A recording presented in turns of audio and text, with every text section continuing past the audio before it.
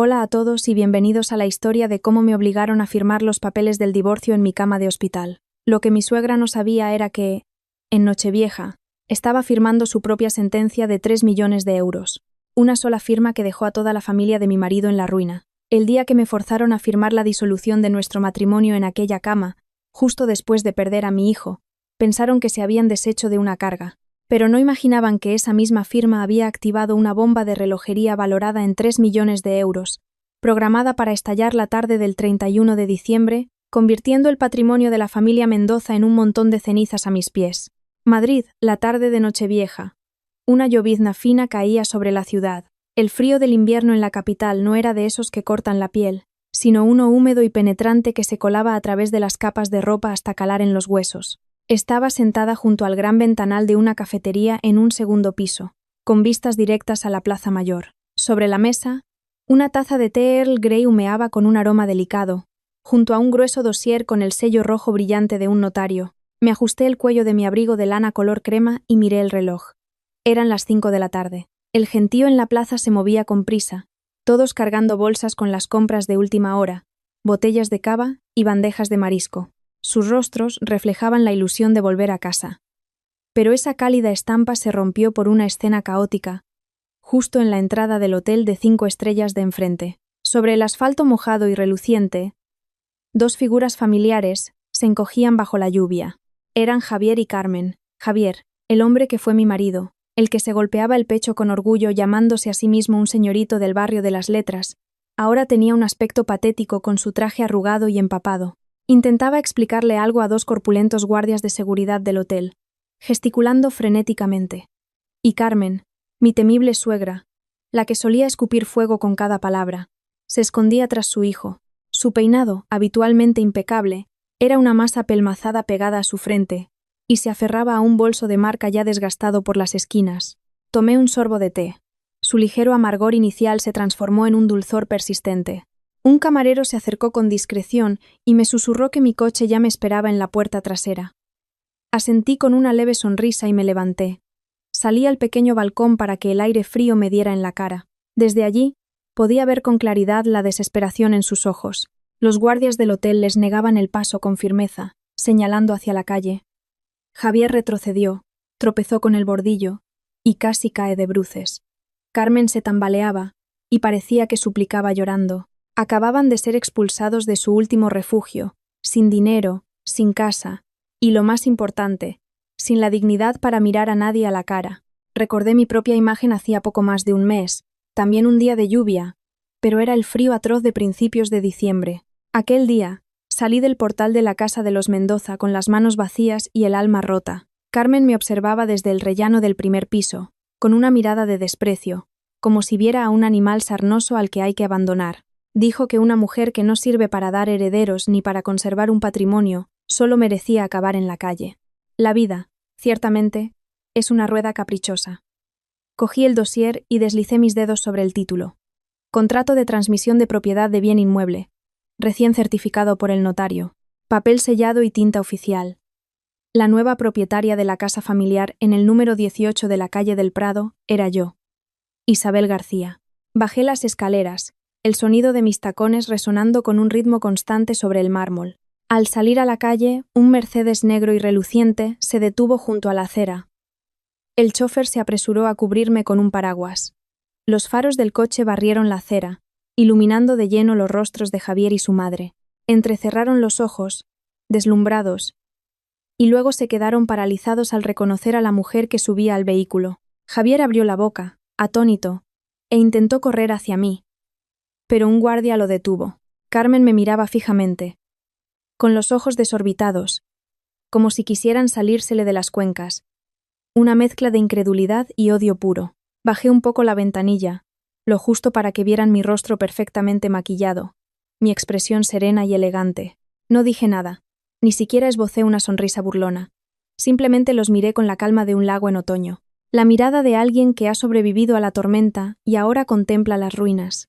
El coche arrancó, dejando atrás dos figuras desamparadas bajo la lluvia helada de la tarde de Nochevieja. No sentí la euforia vengativa que una vez imaginé. En su lugar, me invadió una tristeza melancólica. Tristeza por una juventud malgastada, Tristeza, por lo que un día llamamos amor y matrimonio, y tristeza por la crueldad que las personas pueden infligirse por dinero. Pero esa tristeza fue efímera como una ráfaga de viento. Subí la ventanilla y me recosté en el suave asiento de cuero. Una nueva vida me esperaba, una vida moldeada y pintada por mis propias manos, sin depender nunca más de nadie. Madrid a finales de verano, el aire aún bochornoso tras las tormentas. Pero dentro de la profunda y estrecha casa de la calle del Prado, la atmósfera era siempre agobiante y pesada. Aquella casa era el orgullo de la familia Mendoza, con su fachada albergando una prestigiosa tienda de antigüedades, pero la trastienda era un mundo completamente distinto. Mi taller estaba al fondo del todo, un lugar al que la luz del sol apenas llegaba. Era una habitación de unos 15 metros cuadrados, impregnada del olor a productos químicos, a arcilla húmeda, y sobre todo, a las hierbas medicinales que calentaba. Cualquiera que oliera desde fuera pensaría que en esa casa siempre había alguien enfermo, pero en realidad era el secreto para envejecer artificialmente la cerámica. Con una mascarilla gruesa, sostenía un pincel diminuto, restaurando con paciencia infinita las grietas de un plato de cerámica de Talavera del siglo XVII, que se había roto en 3 pedazos. Este trabajo requería una paciencia sobrehumana y unas manos expertas. Debía usar una mezcla de resina especial con polvo de mármol para unir los fragmentos. Luego, con pigmentos naturales que preparaba a base de hierbas, ocultaba la línea de rotura, transformándola en el craquelado natural que produce el paso del tiempo. La pesada puerta de caoba se abrió de golpe y el sonido de unos pasos fuertes rompió el silencio. Javier entró, con la cara enrojecida y apestando a alcohol, aunque apenas era mediodía. Lanzó una bolsa de plástico negra sobre mi mesa de trabajo, haciendo temblar la lámpara. ¿Has terminado ya? El cliente no para de llamar. ¿Por qué tardas tanto? Fruncí el ceño ligeramente, pero mantuve la calma. Con cuidado, Javier. Acabo de pegar las piezas. La resina aún no ha secado del todo. Estará listo esta tarde. Dile al cliente que espere un poco. Javier bufó, sacó un paquete de tabaco y se dispuso a encender un cigarrillo. Lo detuve al instante. No fumes aquí. Los disolventes son inflamables. Sal al patio si quieres fumar. Me lanzó una mirada fulminante, pero a regañadientes salió, mascullando insultos por lo bajo. Así era Javier. En la calle, un caballero encantador que hablaba de arte y cerámica con elocuencia. En casa, un patán maleducado. Él solo sabía vender y fanfarronear. Todas las piezas de la herencia familiar y los objetos restaurados milagrosamente pasaban por mis manos. Suspiré, me quité la mascarilla y me sequé el sudor de la frente. El dolor de cabeza volvía a oprimirme. Llevaba días sintiéndome agotada, sin apetito. Pensé en pedirle permiso a mi suegra por la tarde para ir al médico.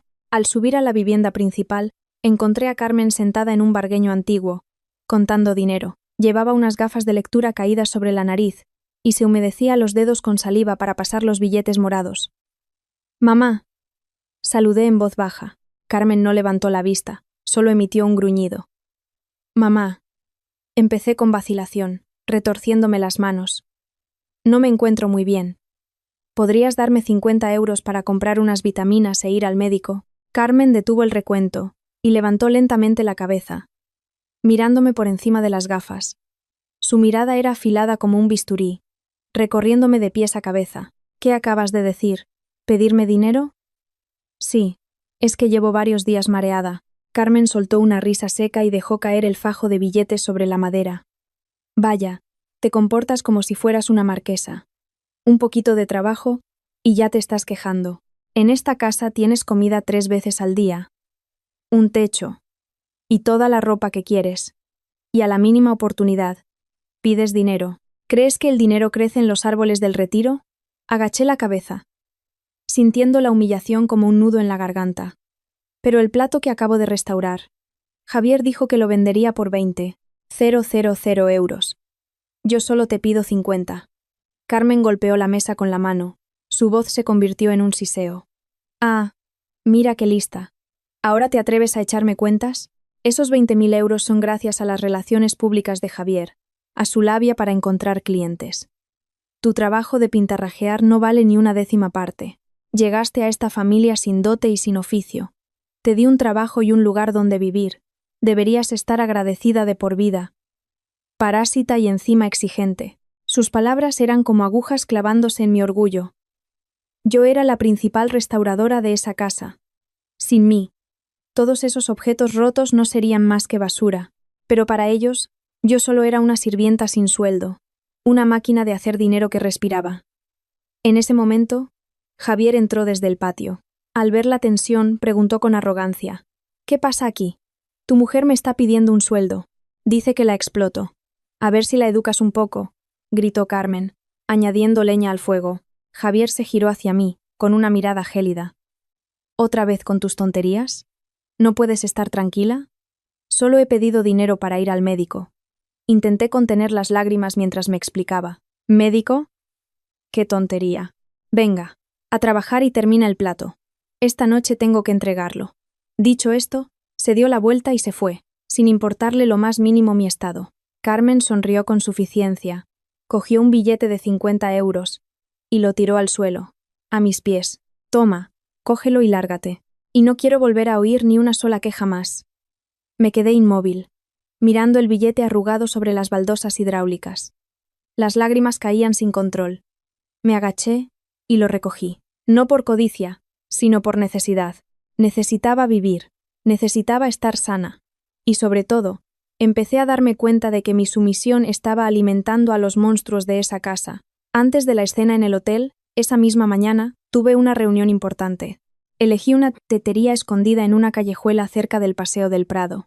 Un lugar de absoluta tranquilidad, ajeno al bullicio de los últimos días del año.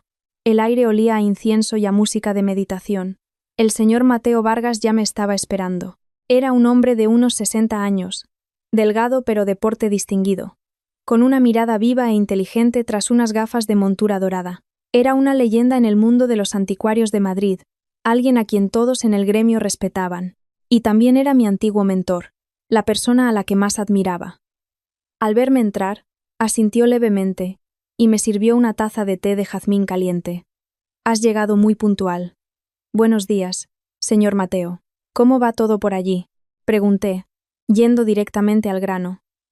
El señor Vargas tomó un sorbo de té. Una sonrisa enigmática se dibujó en sus labios. «El pescado ya está en el anzuelo. Esta mañana, el banco ha congelado la cuenta de Carmen a petición del juzgado. Del 1.000.000 de euros de depósito que mi gente les transfirió, ya se ha gastado la mitad en pagar las deudas de juego de Javier y en caprichos para aparentar. Ahora es insolvente», asentí, sintiendo una profunda satisfacción. El plan avanzaba milimétricamente. «¿Han intentado contactar con usted?». «Por supuesto. Javier ha llamado a mi asistente sin parar desde anoche. Y Carmen se presentó esta mañana en mi despacho, llorando y suplicando una reunión para negociar, pero ordené que la echaran. Le dije que un contrato es un contrato. Si lo incumplen, deben pagar la penalización. Si no hay dinero, se ejecutan los bienes». El señor Vargas sacó un dossier de su maletín. «Aquí está la documentación legal para el embargo. La casa de la calle del Prado y la tienda de antigüedades fueron puestas como aval para el contrato de compraventa del jarrón de Manises. Al violar la cláusula sobre el personal de supervisión, han incurrido en un incumplimiento grave de contrato. ¿Sabes lo que eso significa?». «Que lo pierden todo», respondí con voz gélida. El jarrón de Manises era la clave de todo. Una trampa sofisticada que el señor Vargas y yo habíamos preparado meticulosamente. Para los Mendoza, era una joya de la familia, una pieza de valor incalculable que salvaría su economía en ruinas, pero en realidad era una falsificación que yo misma había creado 3 años atrás. Durante noches en vela en mi taller, usé una arcilla especial mezclada con una pequeña proporción de hueso animal calcinado para darle una translucidez y un brillo únicos. El esmalte azul cobalto lo preparé siguiendo una fórmula secreta de mi bisabuelo, pero añadí deliberadamente un tipo de ácido orgánico muy suave. Este ácido permanecía latente bajo el esmalte, pero al exponerse a la humedad del invierno madrileño durante el tiempo suficiente, activaría un proceso de craquelado interno. El señor Vargas me miró, con una mezcla de preocupación y admiración. «Isabel, ¿estás segura de que quieres llegar hasta el final? A fin de cuentas, fueron tu familia». Dejé la taza sobre la mesa. El sonido de la porcelana contra la madera fue seco y cortante. «¿Familia? Señor Mateo, usted sabe perfectamente lo que me hicieron.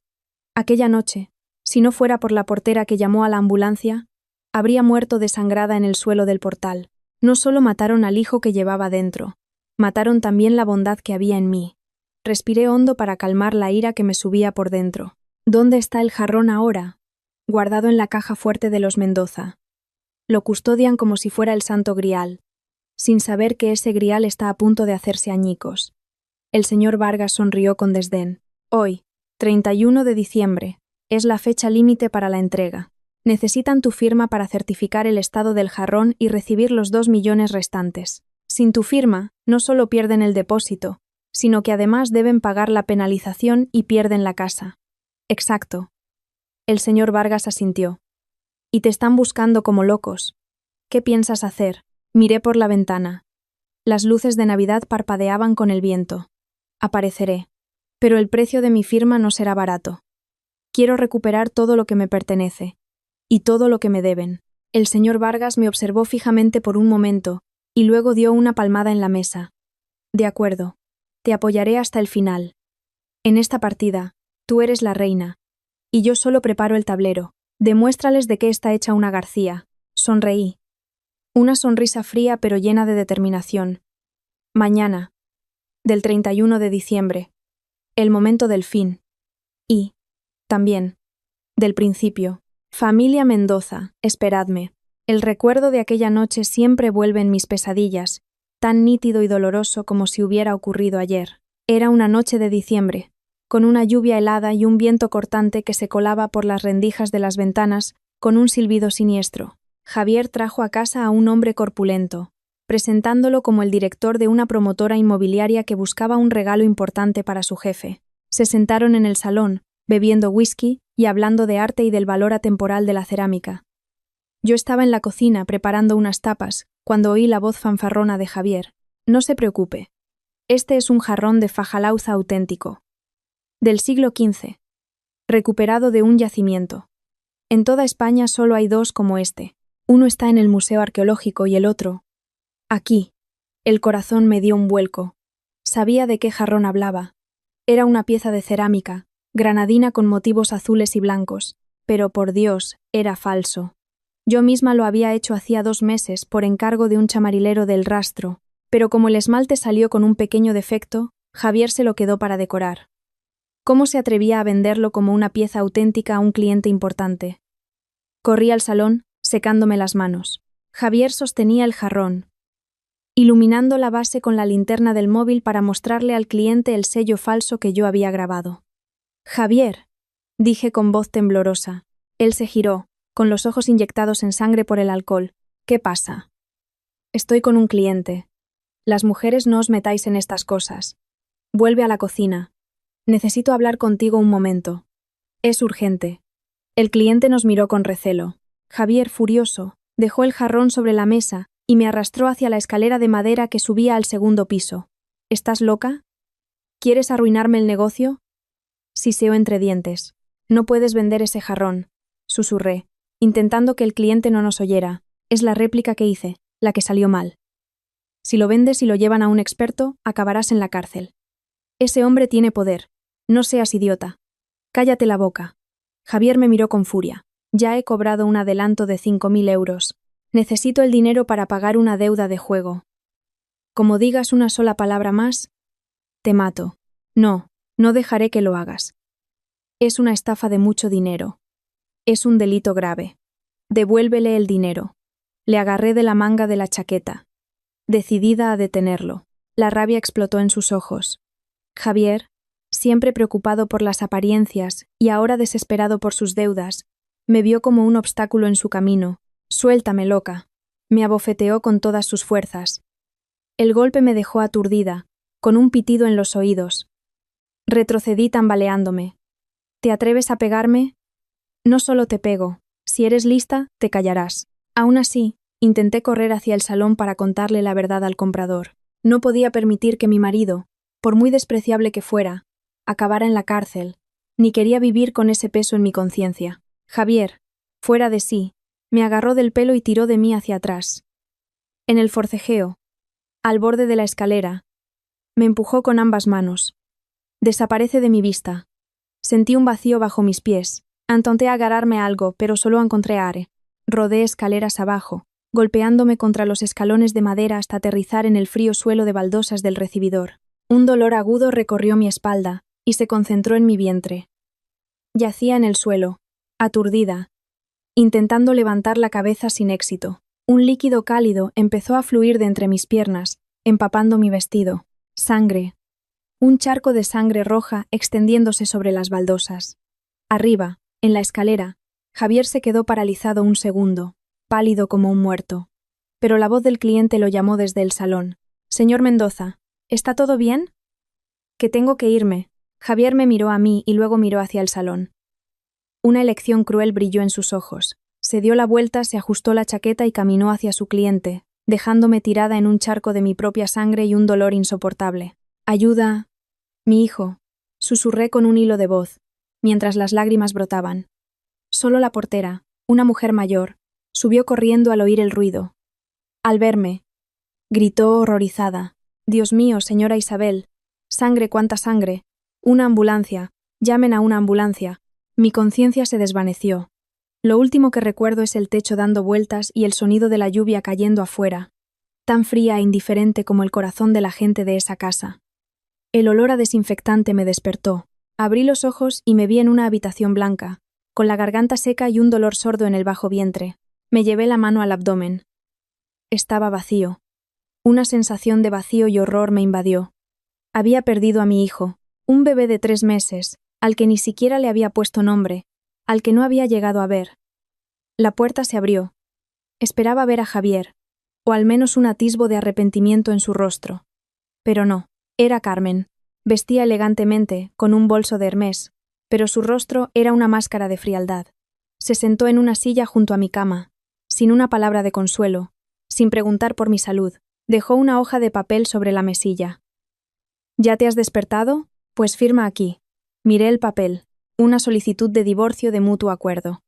Debajo, una declaración manuscrita. Yo, Isabel García, declaro que el accidente ocurrido fue producto de un descuido por mi parte, sin implicación de terceros. La miré, incrédula. «Carmen, acabo de perder a tu nieto». Carmen esbozó una media sonrisa, su voz cortante. «¿Nieto? ¿Quién sabe si era mi nieto o de origen desconocido? Pero eso ya no importa. Lo que importa es que no perjudiques a Javier. Está a punto de cerrar unos negocios muy importantes y no puede verse envuelto en denuncias ni escándalos de malos tratos». «¿Qué está diciendo?» «Él me empujó. Él mató a mi hijo». Sollocé. «Cállate», siseó Carmen con una autoridad implacable. «¿Tienes pruebas?» «He borrado las grabaciones de las cámaras de seguridad. Si armas un escándalo, nadie te creerá. La gente solo verá que fuiste torpe y te caíste». Me acercó los papeles. «Firma. Si firmas, mi familia pagará todos los gastos del hospital y te dará 5.000 euros para que te recuperes. Si no, arréglatelas como puedas. En nuestra casa ya no hay sitio para una nuera que solo trae desgracias». «No firmo». «Sois unos monstruos», grité, usando las pocas fuerzas que me quedaban. Carmen se levantó, mirándome con una mezcla de lástima y desprecio. «Sé inteligente. Isabel, por cierto, Sofía, la novia de Javier, está embarazada de un niño. Ya lo han confirmado con una ecografía. Es idéntico a Javier. Si te quedas en esa casa, solo serás una molestia. Déjanos en paz y ahórrate problemas». Aquella noticia fue como un rayo. Sofía, la chica del bar que Javier frecuentaba. Llevaban juntos mucho tiempo, y ahora ella estaba embarazada. Mi hijo había muerto para dejarle sitio al suyo. El dolor extremo se convirtió en un vacío aterrador. Miré a Carmen, miré los papeles del divorcio, y luego miré por la ventana del hospital, donde los árboles perdían sus últimas hojas. En ese instante, mi antiguo yo, la Isabel sumisa y resignada, murió junto a mi hijo nonato. Un fuego de odio empezó a arder sobre las cenizas, frío e implacable. «De acuerdo. Firmaré». Mi voz sonó hueca, sin una lágrima. Carmen se sorprendió por mi cambio de actitud, pero luego sonrió, satisfecha. «Así me gusta. Una chica razonable». Cogí el bolígrafo. Mi mano temblaba, pero mi firma fue firme. Sin que Carmen se diera cuenta, fotografié con el móvil la declaración forzada y grabé toda la conversación. Le entregué los papeles, el dinero del hospital y los 5.000 euros, por transferencia, ahora mismo. Y a partir de hoy, mi relación con la familia Mendoza ha terminado. Carmen cogió los papeles con aire de superioridad. Tranquila, a mi familia no le falta calderilla para ti. Se dio la vuelta y se fue sin mirar atrás. Me hundí en la almohada y me tapé la cabeza con la manta. En la oscuridad, me mordí el labio hasta sangrar para no gritar. Le juré al espíritu de mi hijo que les haría pagar por cada gota de sangre, por cada lágrima, un precio más alto que sus propias vidas. Mi venganza comenzó en ese mismo instante. Una semana después de salir del hospital, me escondí del miserable piso de alquiler que había cogido. Necesitaba un espacio para respirar, y sobre todo para encontrarme con la persona que me ayudaría a darle la vuelta a la partida. El lago del Retiro. En una tarde ventosa, sus aguas grises y agitadas. Elegí una cafetería tranquila y apartada, cerca del paseo de coches. Pedí un café con leche caliente y abracé la taza para sentir algo de calor. Mi cuerpo aún estaba débil, pero mi mente estaba más lúcida que nunca. La lucidez que nace del dolor extremo. 15 minutos después, un coche negro se detuvo en la puerta. Entró el señor Mateo Vargas. Llevaba un largo abrigo y un sombrero. Parecía un caballero salido de una película antigua de Madrid. Miró a su alrededor y se dirigió a mi mesa. Me levanté para saludarle. Buenas tardes, señor Mateo. El señor Vargas me hizo un gesto para que me sentara. Su rostro mostraba algo de pena al ver mi aspecto demacrado. Siéntate. Niña, acabas de salir del hospital. ¿Por qué no descansas? Ya no tengo tiempo para descansar, señor Mateo, respondí con voz ronca pero firme. Necesito que me ayude con algo. A cambio, yo le ayudaré a cobrarse con intereses la deuda de honor que la familia Mendoza tiene con usted desde hace años. El señor Vargas frunció el ceño, pidió un té y se giró hacia mí, con mirada inquisitiva. ¿Conoces esa historia? Lo sé todo. Lo miré directamente a los ojos. Hace 10 años, el padre de Javier le estafó vendiéndole un azulejo mudéjar falso por el valor de un piso en el barrio de Salamanca. El gremio se rió de usted. Perdió prestigio y dinero. Siempre ha esperado la oportunidad de darles una lección, ¿verdad? El señor Vargas guardó silencio, y luego se echó a reír. Una risa seca, que resonó en el local. Esta chica es increíble. Pensaba que solo sabías de arcilla y esmaltes. Sí, odio a los Mendoza hasta la médula. Pero el viejo Mendoza murió, y lo que queda, Carmen y Javier, están casi acabados. No necesito hacer nada. Están casi acabados, pero no del todo. Apreté los puños. Quiero que lo pierdan todo, que sientan lo que es ser traicionado y arrojado a la calle como un perro. Tengo un plan, pero necesito que usted interprete el papel del comprador generoso. Empecé a exponerle mi plan. Le hablé del jarrón de manises que había creado en secreto 3 años atrás, en mis noches de insomnio, una pieza tan perfecta que casi me engañó a mí misma. La había escondido en el almacén, entre los trastos viejos, esperando su momento. Puedo convertirlo en el tesoro de sus vidas, y también sé cómo convertirlo en un montón de añicos en el momento justo, dije con frialdad. El señor Vargas escuchaba atentamente. Sus ojos brillaban tras las gafas. Era un experto. Entendía el valor de una trampa bien diseñada. ¿Quieres decir que la trampa está en tu propia obra? Sí, usaré una técnica de esmalte de craquelado retardado. Mezclo en el vidriado un ácido orgánico muy suave, extraído de una resina vegetal fermentada. Una vez cocida la pieza, el ácido permanece inactivo, pero tras un mes de exposición a la humedad y a la luz, corroe la estructura del esmalte desde dentro, creando microfisuras que se expanden. Al cabo de unos 50 días, el jarrón se desmorona por sí solo, sin que nadie lo toque. El señor Vargas se estremeció. Me miró como a un ser extraño. ¿Dónde aprendiste esa técnica? En el diario de mi bisabuelo. Él lo llamaba las lágrimas de la cerámica. La cerámica también sufre, señor Mateo. El señor Vargas reflexionó. Había riesgos, pero el beneficio de quedarse con el patrimonio de los Mendoza y vengar la antigua afrenta era demasiado grande. Además, vio en mis ojos el fuego del odio, un fuego capaz de quemarlo todo. De acuerdo. Jugaré esta partida contigo. El señor Vargas asintió con decisión. Mandaré a mi gente para que contacten con Javier, pero tienes que asegurarte de una cosa. Debes volver a esa casa. Lo sé, asentí, tragándome el amargor. Debo volver para activar la trampa. Solo si soy yo quien restaura el jarrón, se lo creerán. La reunión terminó al anochecer. Me quedé sola, mirando el lago oscurecido. Sabía que el camino sería duro, que tendría que interpretar el papel de esposa tonta y enamorada ante mis enemigos. Pero por mi hijo perdido, estaba dispuesta a convertirme en un demonio. La crisis económica golpeó con fuerza el negocio de antigüedades de los Mendoza. La tienda estaba vacía, sin turistas, y los coleccionistas serios ya conocían las trampas de Javier y lo evitaban. Las deudas se acumulaban. Javier había pedido préstamos a usureros para invertir en bolsa y apuestas deportivas. Ahora los intereses eran desorbitados, y los matones de los prestamistas merodeaban por la puerta a diario. Carmen, acostumbrada a un tren de vida lujoso, había agotado el efectivo. Solo les quedaban antigüedades que no podían vender. Estando en mi piso, recibí un mensaje del señor Vargas. Mi hombre está en camino. Tal como estaba previsto, esa tarde, un coche de lujo se detuvo frente a la tienda de los Mendoza. Un hombre de mediana edad, elegantemente vestido, que se presentó como representante de un fondo de inversión extranjero interesado en arte español, entró en la tienda. Era el Mr. Smith, el hombre de confianza del señor Vargas. Yo no estaba allí, pero a través de una cámara oculta que instalé en mi posterior regreso para restaurar el jarrón, lo vi todo. Los ojos de Javier brillaron al ver la tarjeta de visita del Mr. Smith. Le ofreció asiento, le sirvió una copa y ordenó que sacaran las mejores piezas. Señor, este es un escritorio del siglo XVIII. Un juego de plata. Javier no paraba de hablar. El Mr. Smith apenas les echó un vistazo y negó con la cabeza. Esto es demasiado común. Mi jefe busca piezas únicas, de valor histórico. El dinero no es problema, siempre que la calidad sea excepcional. Carmen, al oír el dinero no es problema. Se removió inquieta en su asiento. Le dio una patada a Javier por debajo de la mesa. Tenemos muchas más piezas de valor guardadas. Si quiere, le pido a mi hijo que se las muestre. El Mr.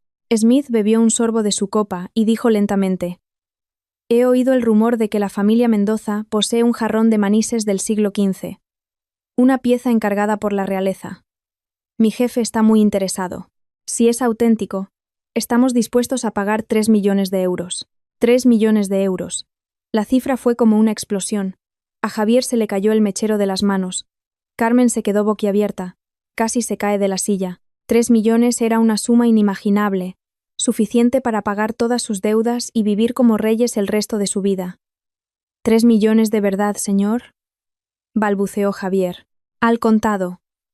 Si la pieza es auténtica, dejamos un depósito de 1 millón de euros ahora mismo, respondió el Mr. Smith, con la calma de quien está acostumbrado a mover grandes sumas. Pero tanto Javier como Carmen sabían en qué estado se encontraba ese jarrón. Era la réplica que yo había hecho 3 años atrás. Javier la había despreciado por tener un aspecto poco convincente, y la arrinconó en el almacén, donde un gato la tiró y se rompió un trozo del borde. Ahora mismo, era solo un montón de cerámica rota. A Javier le corrió un sudor frío. Miró a su madre buscando ayuda.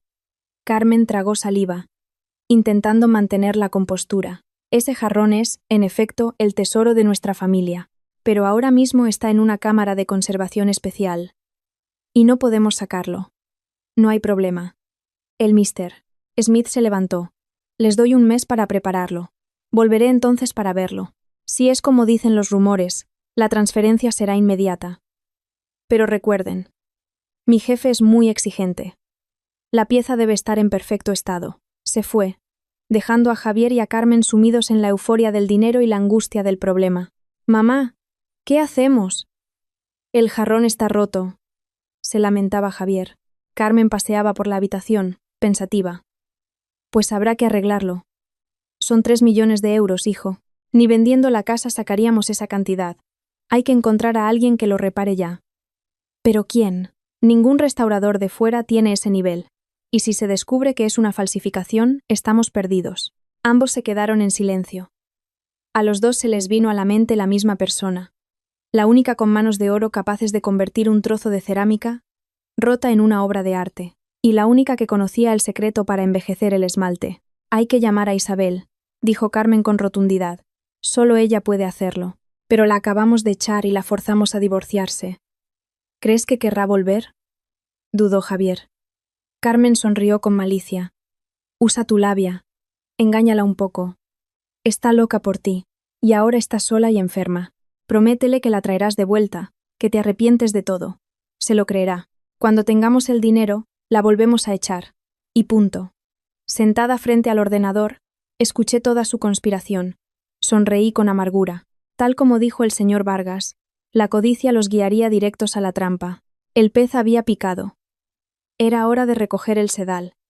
3 días después, Javier apareció en mi piso de alquiler. Traía un ramo de rosas mustias comprado deprisa y una cara de arrepentimiento tan falsa que daba náuseas. Abrí la puerta, fingiendo sorpresa y miedo, el papel perfecto de una mujer maltratada que aún siente algo por su verdugo. «Javier, ¿qué haces aquí?» Se arrodilló en el felpudo y me cogió las manos. «Isa, lo siento. He sido un cabrón. Estos meses sin ti han sido un infierno. Mamá también se arrepiente. Me ha pedido que venga a buscarte. Por favor, perdóname». Aparté mis manos, con los ojos llenos de lágrimas. «Mataste a mi hijo. ¿Cómo te atreves a venir?» «Lo sé. Sé que lo que hice no tiene perdón. Pero por favor, la familia está en la ruina. Si no nos ayudas, mi madre y yo acabaremos en la cárcel.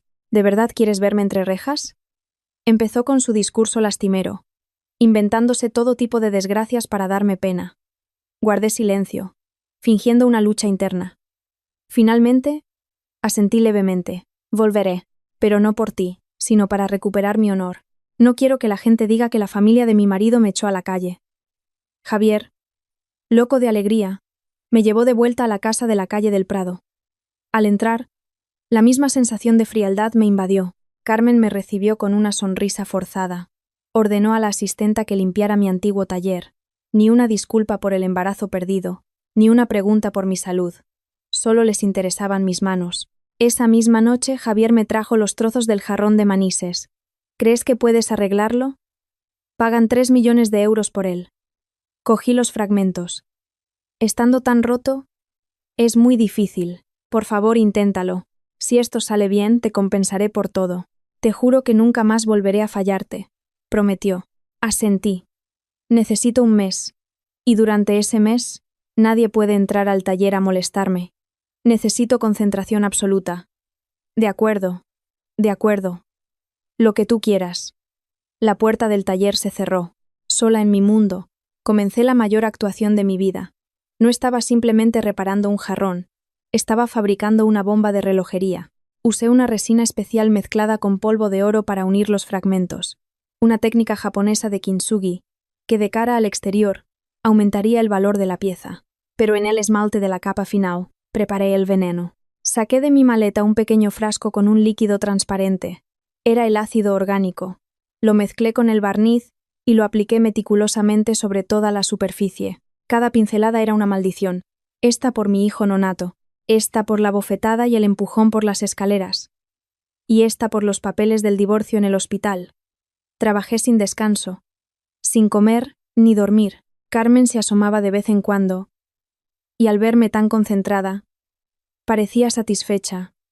Me traía la comida, con una voz empalagosamente dulce. «Ánimo, hija, cuando acabes te daré dinero para que vayas a un spa». Yo aceptaba la comida, agachando la cabeza y agradeciéndolo en voz baja, pero por dentro sentía un profundo desprecio. Estaba engordando al pollo antes de matarlo, pero ella no sabía que este pollo ya había afilado sus garras. 28 días después, el jarrón estaba terminado. Era espectacular. El esmalte azul cobalto era profundo como el océano, brillante, sin un solo defecto.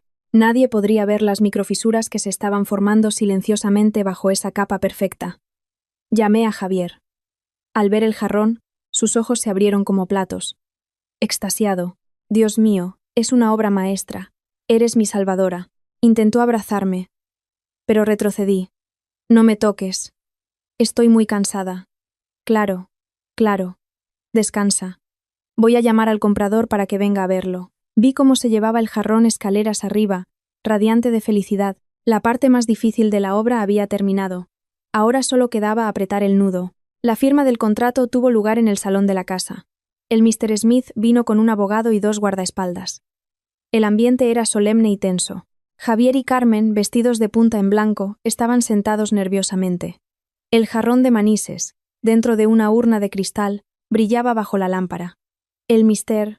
Smith, con guantes blancos, lo examinó con una lupa de joyero. El corazón de Javier latía con fuerza. su frente perlada de sudor. Yo estaba en un rincón, con las manos juntas, fingiendo preocupación. Tras 15 minutos, el Mr. Smith se quitó la lupa y asintió. La pieza es perfecta, el craquelado es natural, la pasta es antigua. Los motivos son exquisitos. Mi jefe estará muy satisfecho. Javier soltó un suspiro de alivio. Carmen sonreía de oreja a oreja. Ya se lo dije. Las piezas de mi casa son las mejores de todo Madrid. El abogado sacó un grueso contrato. Aquí está el contrato de compraventa. Valor total: 3 millones de euros. 1 millón de depósito a la firma. El resto se pagará en la entrega, el 31 de diciembre. Javier cogió el bolígrafo, dispuesto a firmar, pero el abogado lo detuvo. Un momento. Hay una cláusula adicional muy importante. Por favor, lea atentamente la cláusula octava. Javier frunció el ceño y leyó en voz alta. Cláusula octava. Para garantizar la integridad y el valor de la pieza, la parte vendedora se compromete a mantener una supervisión continua en el lugar de custodia desde la firma hasta la entrega, manteniendo al personal de supervisión declarado a la parte compradora. La parte compradora solo aceptará la entrega con el acta de conformidad y la firma de la supervisora en el día de la entrega. Cualquier cambio de personal, interrupción de la supervisión o ausencia de la supervisora durante dicho periodo se considerará un incumplimiento grave del contrato. En tal caso, la parte vendedora deberá devolver la totalidad del depósito y abonar una penalización equivalente al doble del mismo. Javier levantó la vista. Confundido. ¿Por qué tantas complicaciones? Mi mujer vive aquí. No se va a ir a ninguna parte. El Mr. Smith habló con seriedad. Es un requisito indispensable. Sabemos que la señora García es una de las mejores restauradoras. Solo ella conoce el estado real del jarrón. No confiaremos en que nadie más lo toque. Si no aceptan esta cláusula, cancelamos el trato. Carmen intervino rápidamente. De acuerdo. Aceptamos todo. Isabel es mi nuera. Si no firma ella, ¿quién va a firmar? Faltaría más. Le dio un codazo a Javier, que asintió repetidamente. Sí, claro, firmo. Mi mujer me obedece en todo. Me miró con aire autoritario. Me acerqué, con la cabeza gacha. Sí. Haré lo que mi suegra y mi marido digan. Javier firmó el contrato. Carmen firmó como testigo. Finalmente, cogí el bolígrafo. En el momento en que la punta tocó el papel, sentí que estaba firmando la sentencia de muerte de su codicia. Contrato firmado. Sonó la notificación en el móvil de Carmen. El 1.000.000 de euros ya estaba en su cuenta. Abrazó el teléfono, besando la pantalla. Javier estrechaba la mano del Mr. Smith, riendo como un loco. Se habían olvidado de que la cláusula octava era el grillete que acababan de ponerse. Confiaban demasiado en que yo era la nuera sumisa, la esposa abnegada, la parásita que no se atrevería a abandonarles. No sabían que solo estaba esperando el día D para que la trampa se cerrara sobre ellos. El Mr. Smith me guiñó un ojo discretamente y se fue. Sonreí. Una de las pocas sonrisas sinceras de los últimos tiempos. El 23 de diciembre, día del sorteo de la Lotería de Navidad, Madrid estaba cubierta por una llovizna persistente. Pero el ambiente festivo lo inundaba todo. La gente compraba los últimos regalos, celebraba con amigos. En la casa de los Mendoza también prepararon una gran cena. Carmen, con 1.000.000 de euros en el bolsillo, estaba eufórica. Había pagado algunas deudas, se había ido de compras y había renovado la tienda. Yo estaba en la cocina cuando sonó el timbre. La asistenta fue a abrir y volvió corriendo, alterada. Señora, hay una chica embarazada en la puerta buscando al señorito Javier. Me quedé helada. Sofía. Subí al salón. Sofía llevaba un vestido de maternidad ajustado, presumiendo de su vientre. Iba muy maquillada, y su perfume empalagoso lo impregnaba todo. Javier estaba allí, incómodo pero visiblemente contento al ver su barriga. Hola. Suegra. Soy Sofía, la novia de Javier. Le traigo a su nieto para que lo conozca. Los ojos de Carmen brillaron al ver el vientre. Llevaba años deseando un heredero varón. Yo, su nuera estéril, como ella decía, y que acababa de sufrir un aborto, sobraba por completo. ¡Ay, qué alegría! Pasa, pasa, hija. Carmen acompañó a Sofía hasta el sofá principal, un lugar en el que yo nunca había tenido permiso para sentarme. Me quedé en medio del salón, de pie, aún con el cucharón de la sopa en la mano. Mamá, ¿quién es ella? Carmen se giró bruscamente. Su sonrisa desapareció, reemplazada por su habitual expresión fría y cruel. ¿A qué viene esa pregunta? ¿Estás ciega o qué? Es la madre de mi nieto. Pero yo sigo siendo la esposa legal de Javier. ¿Legal? ¿Qué legal ni qué demonios? Gritó Javier. Firmaste el divorcio, solo que aún no lo he presentado en el juzgado. Ahora esta familia tiene un heredero. Deberías saber cuál es tu sitio y largarte. Miré a Javier y luego a Carmen. ¿De verdad pensáis echarme hoy? ¿Y el contrato del jarrón? ¿Habéis olvidado la cláusula octava? Carmen se rió con desprecio. ¿Me estás amenazando? El contrato dice que necesitamos tu firma el día de la entrega. De aquí al 31 de diciembre queda más de una semana. Lárgate de mi vista. El día 31 te llamaremos para que vengas, firmes y te vayas. Podemos falsificar que has estado supervisando. Te daremos una buena propina. Con lo pesetera que eres, vendrás corriendo. Exacto, intervino Sofía con voz melosa. Deberías irte para que nuestra familia pueda reunirse. Tu presencia aquí es incómoda y afecta a mi embarazo. Javier se acercó. Me arrancó el cucharón de la mano y lo tiró al suelo. ¿Lo has oído? Sube. Recoge tus cosas y vete. No me obligues a usar la fuerza. Creían que yo seguía siendo la misma Isabel débil, enamorada y codiciosa. Pensaban que bastaría con un silbido para que volviera corriendo como un perrito. ¡Qué arrogantes! Los miré a todos, uno por uno. No lloré. Mis lágrimas se habían secado aquella noche en el hospital. De acuerdo. Me iré.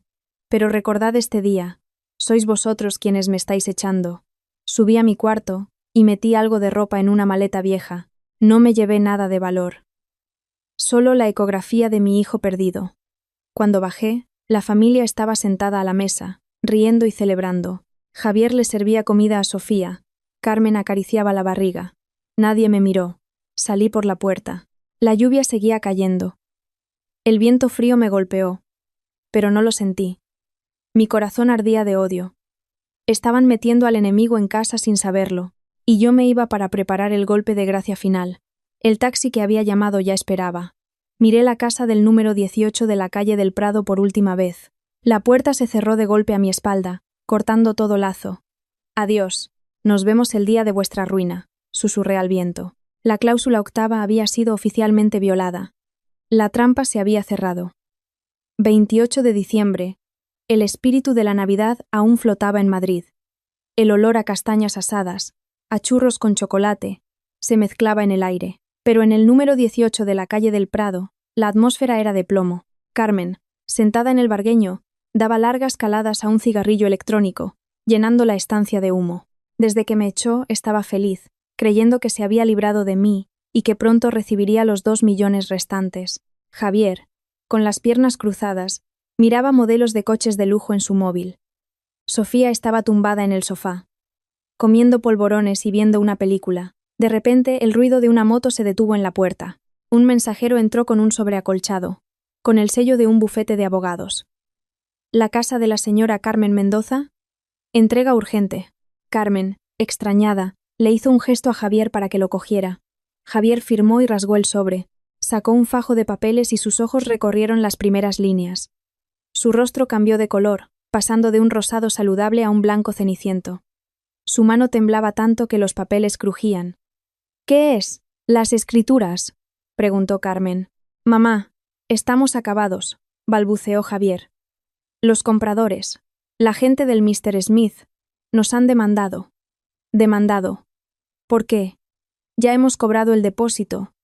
Y el jarrón está aquí. Javier, tragando saliva, le pasó los papeles, señalando un párrafo en negrita. En virtud de la cláusula octava del contrato de compraventa, la parte compradora ha verificado que, con fecha 23 de diciembre, la parte vendedora rescindió unilateralmente el derecho de residencia y trabajo de la experta restauradora, la señora Isabel García. Esta acción constituye un incumplimiento grave del compromiso relativo al personal de supervisión. Carmen le arrebató los papeles. Se puso las gafas y leyó. Cuanto más leía, más se le desorbitaban los ojos. Por la presente, la parte compradora declara la rescisión del contrato y exige la devolución del depósito de 1 millón euros y el pago de una penalización por incumplimiento equivalente a 2 millones euros. La cantidad total a abonar es de 3 millones euros en un plazo de 24 horas desde la recepción de esta notificación. Carmen soltó un grito y se le cayó el cigarrillo electrónico. 3 millones. Devolver 1 y pagar 2. Están locos. Y eso no es todo, mamá. Javier señaló el final del documento. Hemos solicitado al juzgado el embargo preventivo de sus bienes. Todas las transacciones financieras de la señora Carmen Mendoza quedan suspendidas. Como si fuera una señal, el móvil de Carmen sonó. Un mensaje del banco. Le informamos de que su cuenta ha sido bloqueada por orden judicial. A Carmen le fallaron las piernas y se desplomó en el asiento. De ese millón, ya se había gastado medio en pagar las deudas de Javier, en compras y en darle dinero a Sofía para que comprara joyas. Ahora, ¿de dónde iban a sacar 3 millones?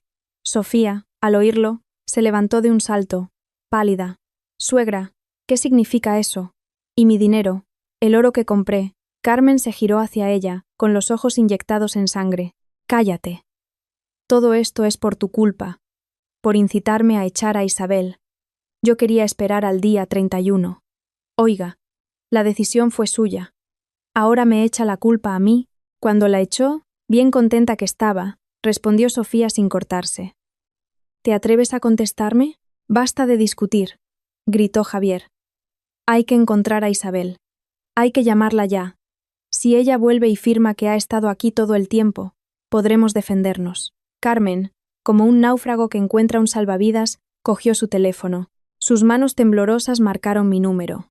Rezaba para que la nuera sumisa de siempre contestara y salvara a la familia. Pero se equivocaba. Al otro lado, solo se oía el tono de llamada, frío y definitivo, como la forma en que me habían echado a la calle 5 días antes.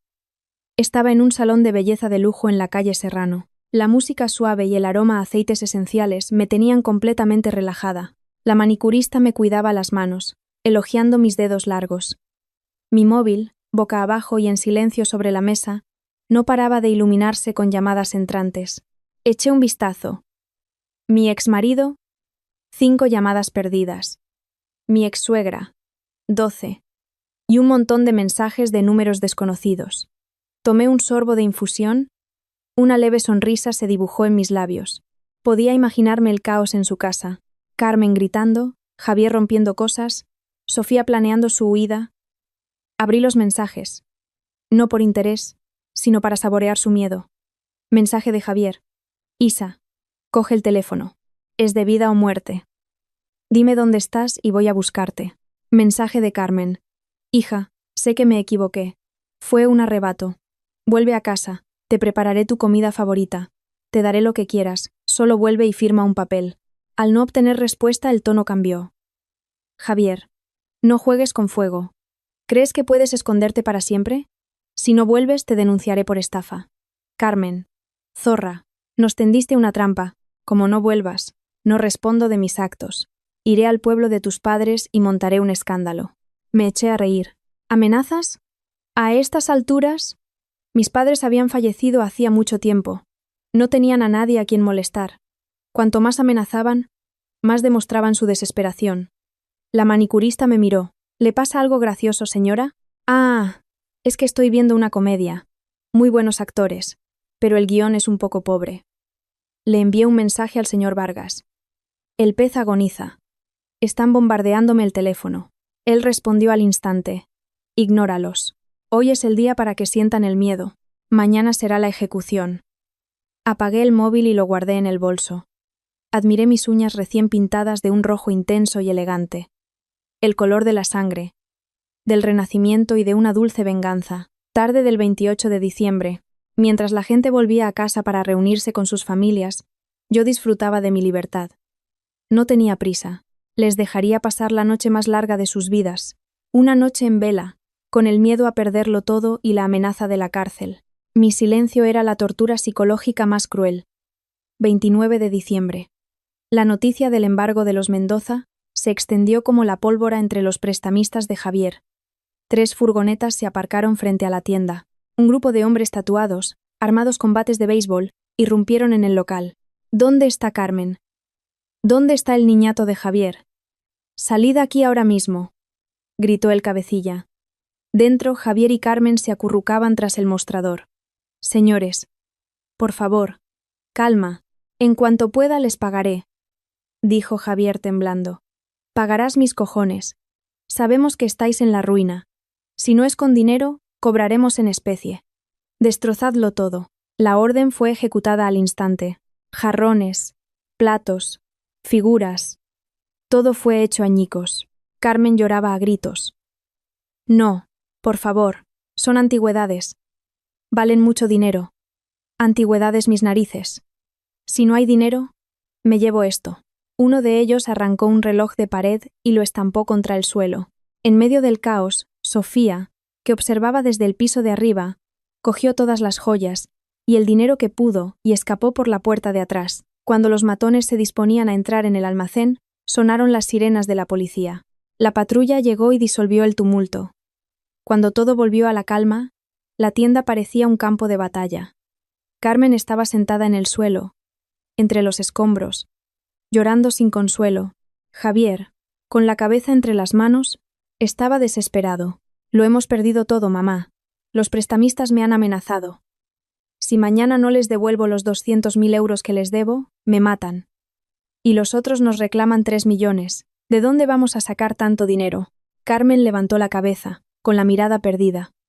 Solo queda una opción: entregar el jarrón. Si lo entregamos, conseguiremos los 2 millones restantes. Con eso pagamos a los matones y salvamos el pellejo. Pero para eso necesitamos la firma de Isabel, gritó Javier. Carmen se mordió el labio hasta sangrar. Se levantó, cogió el móvil roto. Hay que encontrarla. Como sea. Contrata a un detective, localiza su móvil, lo que haga falta. Si tengo que arrodillarme ante ella, lo haré. Toda la noche del 29, mientras la gente se preparaba para la fiesta, la casa de los Mendoza fue un pozo de oscuridad y miedo. Al amanecer del día 30, un detective privado les dio la noticia. La he encontrado.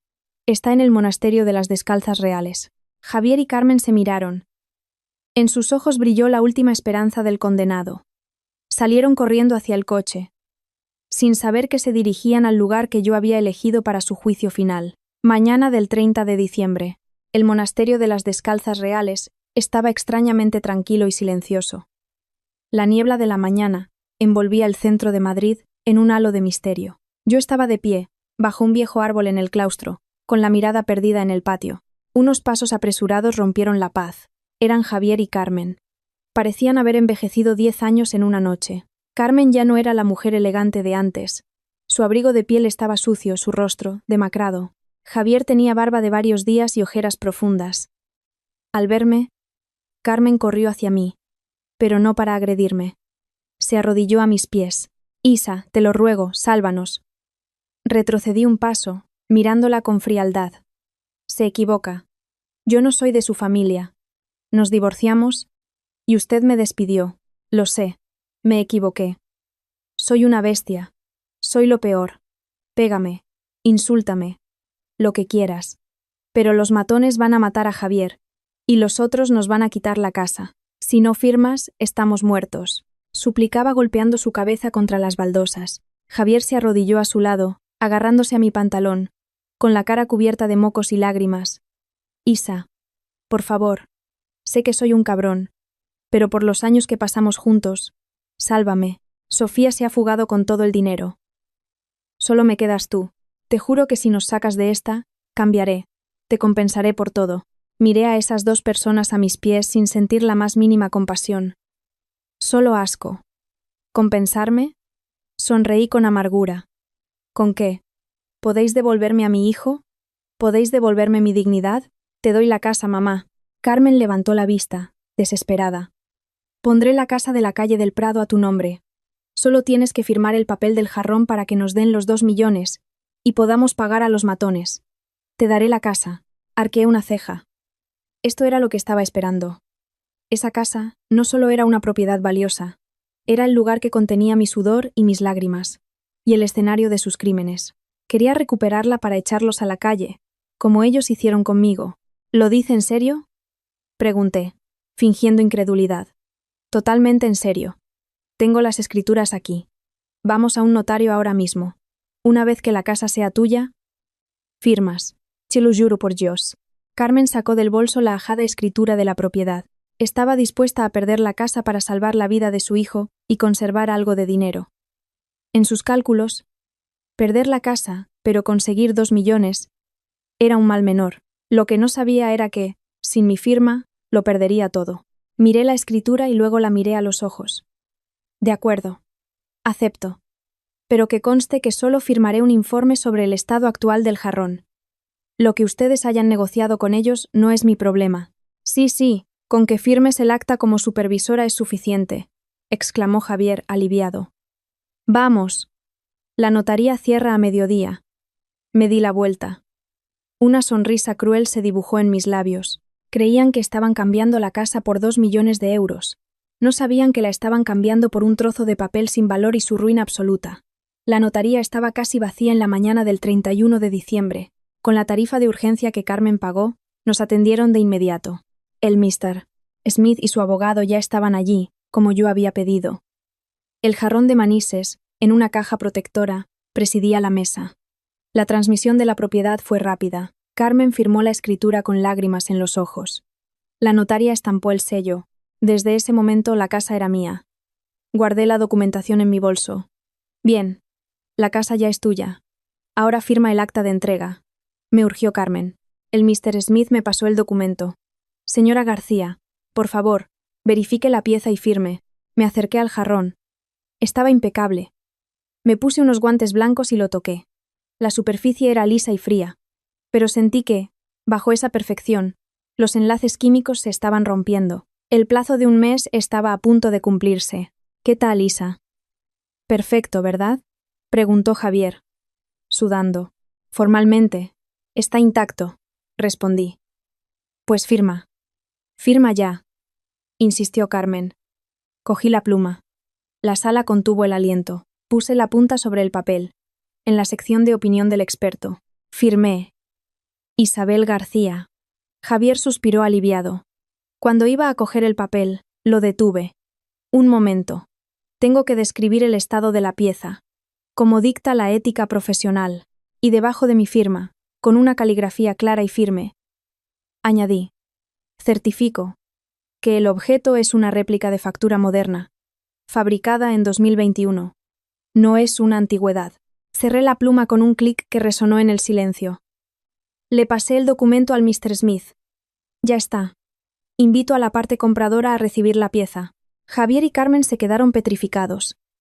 No habían leído lo que escribí. Genial. Gracias, Isa, dijo Javier sonriendo a su comprador. Bien. Ya está firmado. Transfiérame los 2 millones. El Mr. Smith leyó en voz alta mi nota, con una voz que sonó como el martillo de un juez. Certifico que el objeto es una réplica de factura moderna.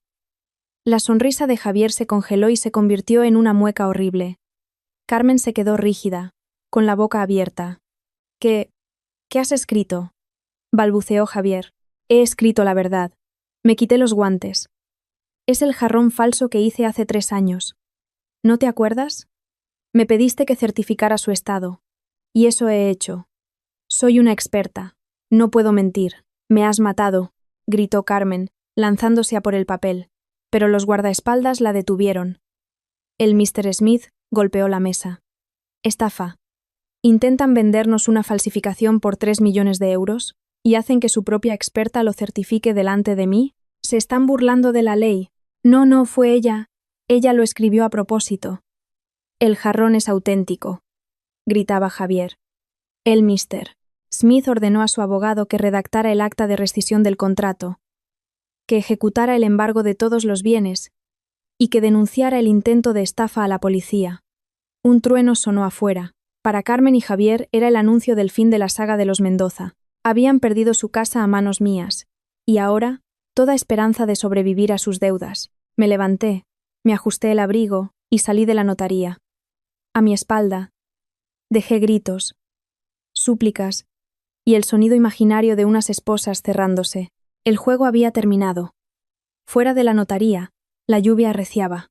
Tras mis palabras y las del Mr. Smith, un silencio mortal precedió a la explosión. Javier miraba fijamente la frase que yo había escrito. Sus labios se movían sin emitir sonido. Comprendió que no era solo la certificación de una falsificación, sino la sentencia de muerte para su vida. Carmen fue la primera en reaccionar. Soltó un chillido animal y se abalanzó sobre mí. «Zorra, te mato», Me has engañado. Devuélveme mi casa. Pero antes de que pudiera tocarme, los dos guardaespaldas la interceptaron, inmovilizándola.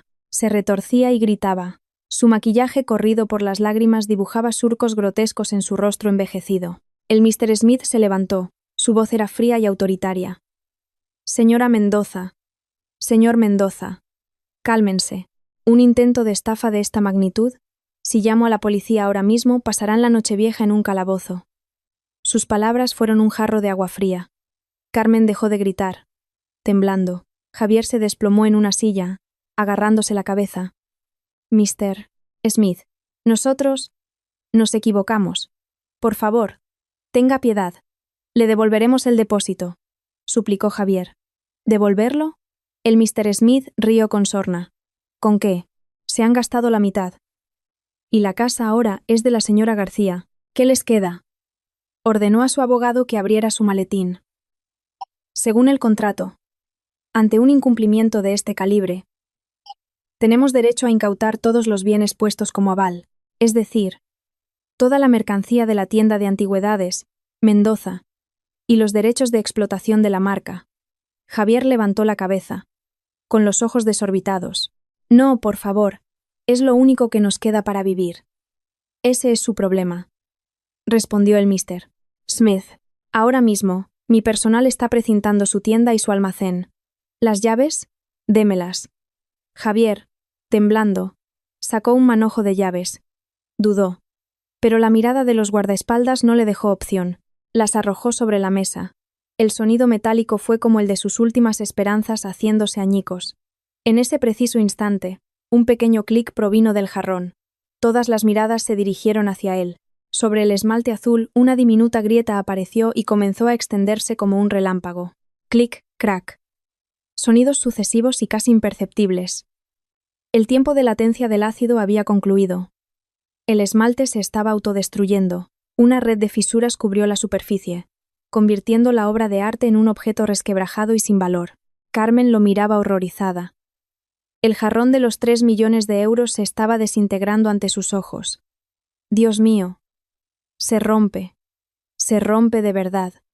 Murmuraba como si hubiera perdido la razón. Yo observaba la escena con calma. Mi creación y mi arma de venganza habían cumplido su misión. ¿Lo ven? Dije con voz clara. Lo falso siempre será falso. Igual que el prestigio de su familia. Una fachada que por dentro solo es podredumbre y engaño. Hoy, ese esmalte se ha roto. Cogí la carpeta con la escritura de la casa. Hice una leve inclinación de cabeza al Mr. Smith. Y me dirigí a la puerta. Isa. Espera, gritó Javier. No te vayas. Me has quitado mi casa.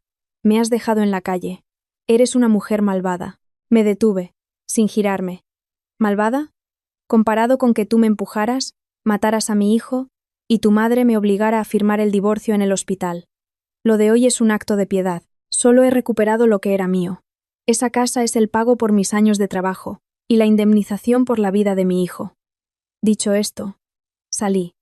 La lluvia seguía cayendo, pero me sentía ligera. Atrás quedaban los lamentos de Carmen y los insultos impotentes de Javier. Estaban en la ruina, sin casa, sin dinero y con una deuda enorme. El fin de los Mendoza era absoluto y total. Al salir de la notaría, no fui a casa. Cogí un taxi y le pedí que diera una vuelta por el Paseo del Prado. Necesitaba calmarme. De repente, la imagen del abuelo de Javier, el único de esa familia que me trató con cariño, vino a mi mente. Murió hace 3 años. Justo el día que terminé aquel fatídico jarrón, recordé una tarde de invierno. Me llamó a su biblioteca, un cuarto que olía a libros viejos e incienso. Isa, ven aquí, acércate. Me senté a sus pies. Me miró con sus ojos cansados pero lúcidos. Hija, has sufrido mucho en esta casa. Sé cómo son mi nuera y mi nieto. Me preocupa que cuando yo no esté, nadie te proteja. Le cogí la mano. Abuelo, no diga eso, usted vivirá muchos años más. Él sonrió. Un viejo es como una vela al viento. Ten, te doy esto. Era un cuaderno antiguo. Es el recetario de esmaltes secretos de nuestra familia. Lo he escrito durante toda mi vida. No se lo dejo a ellos porque sus corazones no son puros. En sus manos, este conocimiento solo traería desgracias.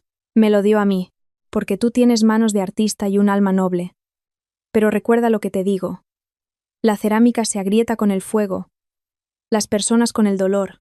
La belleza del craquelado nace del conflicto entre la arcilla y el esmalte. La vida es igual. Solo a través del dolor se madura y se alcanza la belleza. Abrí el cuaderno. En la última página, escrita con tinta roja, había una fórmula especial. Esmalte de autodestrucción. Abuelo, ¿qué es esto? Pregunté. Es la última lección. Si algún día no puedes soportar más esta casa, si ves que usan el arte de nuestros ancestros para hacer el mal, úsalo. Es un arma de doble filo. Puede crear una belleza que engaña al mundo, pero también puede destruirse para proteger la verdad. Rompe el jarrón cuando sea necesario para encontrar tu libertad. En aquel momento no lo entendí, pero tras perder a mi hijo, lo comprendí todo. Él había visto la verdadera naturaleza de su familia, y me había dado una espada para defenderme. El jarrón de Manises no era solo una trampa, era el cumplimiento de su última voluntad. Usé su propio secreto para darles una lección sobre el karma. El taxi se detuvo en el número 18 de la calle del Prado. La casa estaba en silencio. Usé la llave nueva que había mandado hacer. La puerta se abrió. Encendí la luz. El lugar estaba vacío y desordenado tras el ataque de los matones. Pero era mío. En el salón, el retrato del abuelo parecía sonreírme. Encendí una varilla de incienso. Abuelo, he seguido tu consejo. He roto el jarrón para encontrar mi libertad.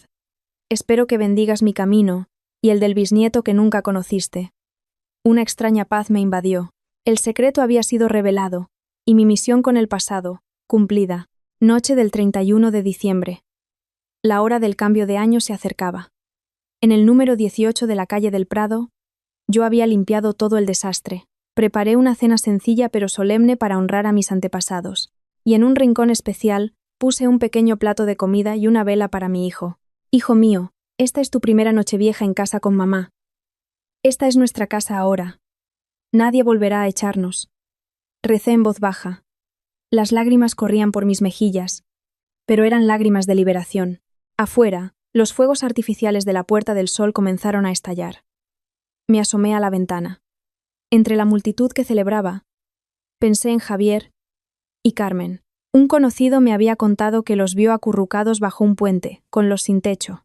No se atrevían a ir a ningún sitio por miedo a los prestamistas. Me los imaginé. Carmen, la mujer que despreciaba a los pobres, ahora compartiendo su miseria. Javier, el señorito, pasando hambre y frío en la noche más importante del año. No tenían uvas, ni cava, ni un techo. Solo miedo y arrepentimiento. No sentí alegría ni pena. El karma es justo. Quien siembra vientos, recoge tempestades. Las campanadas de medianoche sonaron. Lené una sopa de vino. Feliz año nuevo, Isa. Brindo por la libertad. Me bebí el vino, su sabor intenso y luego dulce. Cerré la puerta al frío y al ruido. Me acurruqué bajo una manta y tuve el sueño más profundo y tranquilo del último año. Mañana, con el sol, comenzaría una nueva vida. A mediados de enero, el sol de invierno iluminaba Madrid.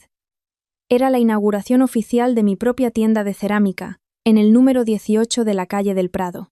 El viejo letrero de Antigüedades Mendoza había sido sustituido por uno nuevo y elegante. Cerámicas de Isa. Ya no había falsificaciones, solo piezas de artesanía creadas o restauradas por mí. La tienda se llenó de gente. El señor Vargas fue el primero en llegar con un ramo de orquídeas blancas. Enhorabuena, empresaria. Te irá de maravilla. Gracias, señor Mateo. Sin usted, él me interrumpió. Esto es mérito tuyo. Por cierto, te traigo un regalo. Me dio un sobre. Un importante grupo hotelero quiere encargarte toda la vajilla para sus nuevos establecimientos. Les encantó tu trabajo. Acepté el encargo, emocionada. Era la oportunidad de mi vida. Mientras hablábamos, entró una mujer. Señora Isabel, me han dicho que es usted una artista. Tengo este cuenco. Era de mi madre. Y se me rompió. ¿Cree que podría arreglarlo? Cogí los fragmentos. Claro que sí. Usaré la técnica kintsugi, con laca de oro. Resaltaré las cicatrices para honrar su historia. Muchas gracias. No importa el tiempo que tarde. La mirada de esperanza de aquella mujer me recordó por qué amaba mi trabajo. Se trataba de preservar recuerdos, no de cifras millonarias. Tranquila. Lo dejaré más bonito que antes. La tienda bullía de vida y risas. La casa del número 18 de la calle del Prado había renacido. Ya no era la tumba de mi juventud, sino el jardín donde florecían mis sueños. Había resurgido de mis cenizas, fuerte y radiante. Una mañana de primavera, estaba en mi taller terminando de restaurar un plato antiguo. Sus grietas ahora eran vetas de oro que lo hacían único y más bello. Esa era la filosofía del kintsugi que había adoptado para mi vida. No ocultar las heridas, sino convertirlas en un motivo de orgullo. El móvil sonó. Un mensaje del señor Vargas. Acaban de detener a Javier por posesión de drogas. Carmen ha sufrido un ictus y está en una residencia pública. Se acabó, Isabel.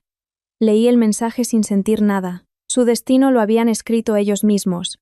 Mi pasado estaba cerrado. Acaricié las líneas doradas del plato. Mi vida había sido como él, rota en 1000 pedazos.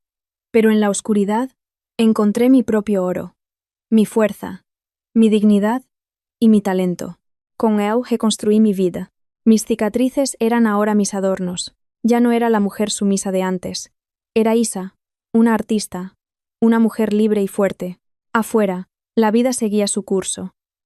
Sonreí y apuré mi taza de té.